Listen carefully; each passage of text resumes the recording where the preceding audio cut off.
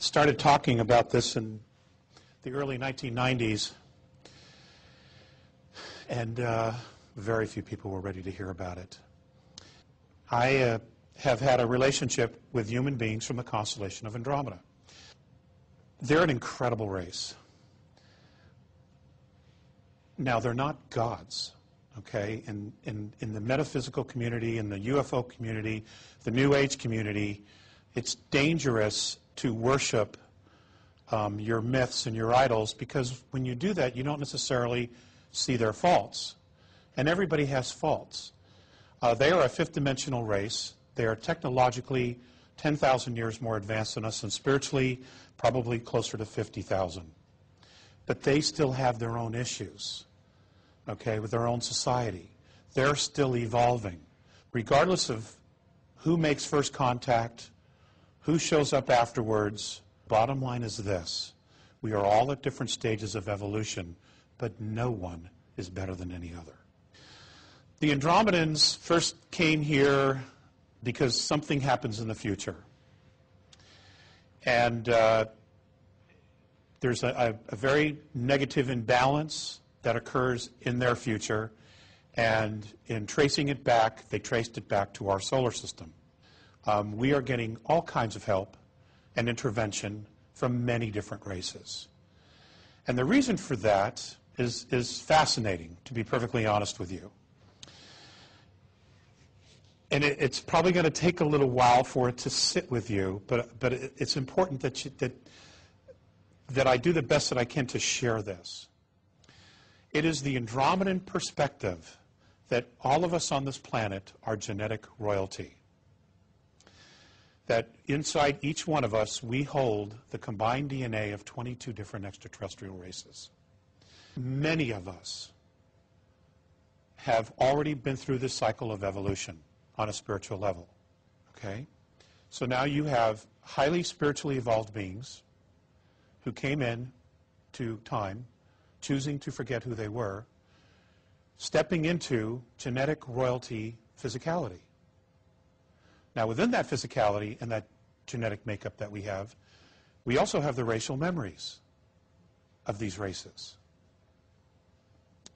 Now, that's profound, because when you take a look at the idea that many of these different races come from completely different environments, completely different living habitats and ecosystems, which we'll talk about, there truly is absolutely no limit to what we are and what we can do.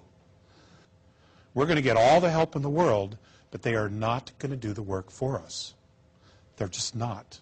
They can't. We will never permanently, spiritually evolve third density into fourth and to fifth if they do the work for us. And that does not mean, and that literally means, not everybody's going to graduate on this planet. Okay? But that's okay. We're all soul. We're all spirit. People start over all the time. Okay? The Andromedans are light blue skinned. They have three sexes: androgynous, male, and female. They live in a spiritual community where their lifespan is anywhere from an average of 1,900, 1,800 years to 2,300 years. Some of their race actually live much longer, but that's the average. Their children go to school to what would be the equivalent of our years, 150 to 180 years, where they learn all the sciences, they get all the degrees, and everything that is available as far as knowledge at the moment is taught to them.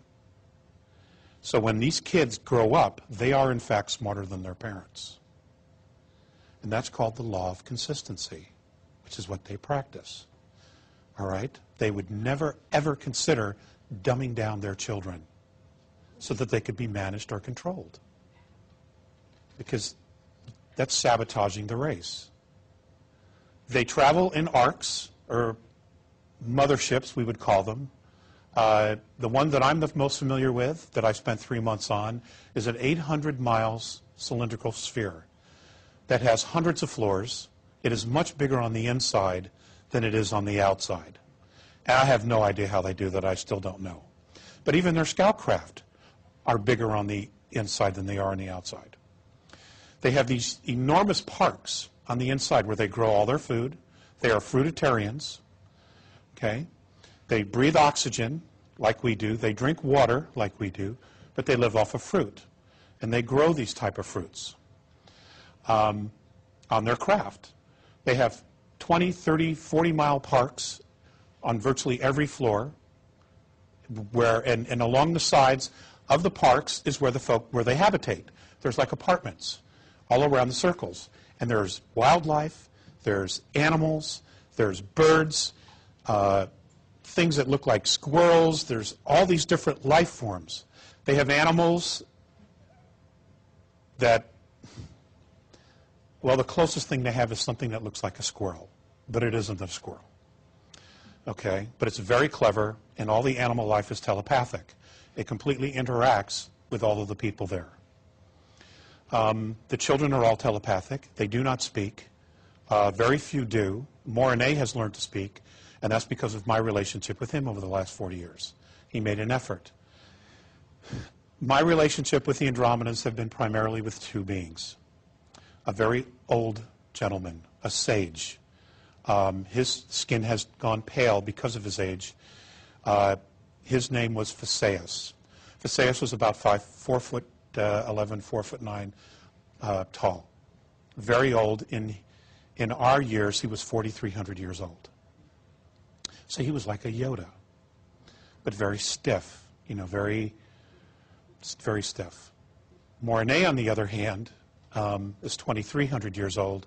He was very young, very strong. He's 7 foot tall, 400 pounds, and he's just perfect. At one point, Phaseus reached under the table, pulled out something which looked like a little yarmulke. It was metallic that had a hole in the center. He placed it on my head, and instantly a monitor directly in front of me pulled out of the wall and started showing me scenes, like movie clips, except they were scenes from lifetimes. And as I'm watching this, I am having a profound emotional effect watching this. And I know that that's me. I knew that the past lives that they were showing me were me. And it was me in completely different bodies, extraterrestrial bodies, different life forms, male, female, androgynous, and it was me. And I knew it was me. Ladies and gentlemen, it was profound. It was absolutely profound. They told me that they had come back to visit because genetically, or on a soul level, I was part of them. That I had come here 62,000 years ago as an outpost on Earth and got caught between a skirmish between two other rival extraterrestrial races here, and I was killed. So I had been here for a while, trying to evolve out of this. Or I made choices to be here. I don't exactly know that. Now I know